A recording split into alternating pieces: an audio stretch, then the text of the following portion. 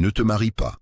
Oui, ne te marie pas avant d'avoir compris ce verset du Coran, parce que ce verset peut sauver ton mariage, ou le détruire sans que tu t'en rendes compte. Dans ces paroles, Allah a résumé toute la relation entre l'homme et la femme. Si tu les comprends, tu comprendras l'amour, la paix et la stabilité.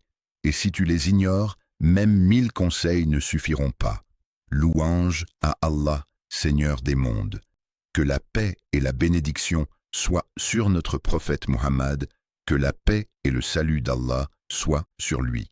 Les paroles les plus profondes, les plus précises, les plus justes se trouvent dans le Coran. Quand Allah a parlé de la relation entre les époux, il n'a pas parlé d'argent, ni de domination, ni de beauté.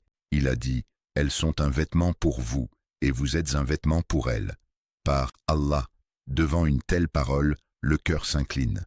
Pourquoi un vêtement? Parce que le vêtement cache, il protège, il ne dévoile pas.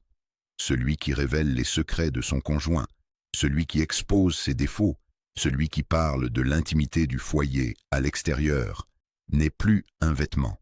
Le prophète, que la paix et le salut d'Allah soient sur lui, a dit que révéler les secrets conjugaux fait partie des plus grandes trahisons.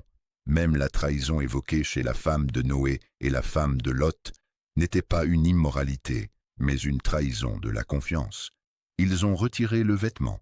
Un vêtement doit aussi être à la bonne taille, ni trop serré, ni trop large. De la même manière, la compatibilité entre les époux est une sagesse. Choisir ce qui ne nous convient pas mène à l'étouffement ou au mépris. Un vêtement doit être confortable. Le mari doit trouver la tranquillité dans la voix de son épouse, et l'épouse doit se sentir en sécurité lorsque son mari est présent. Le foyer n'est pas un champ de bataille, c'est un refuge. Si rentrer chez toi t'épuise plus que le monde extérieur, alors le vêtement est devenu un fardeau. Le vêtement est aussi une parure. L'homme est honoré par son épouse, la femme est honorée par son mari. S'il s'absente, elle le protège. S'il tombe, elle le soutient et lui fait exactement la même chose. Un vêtement change selon la saison.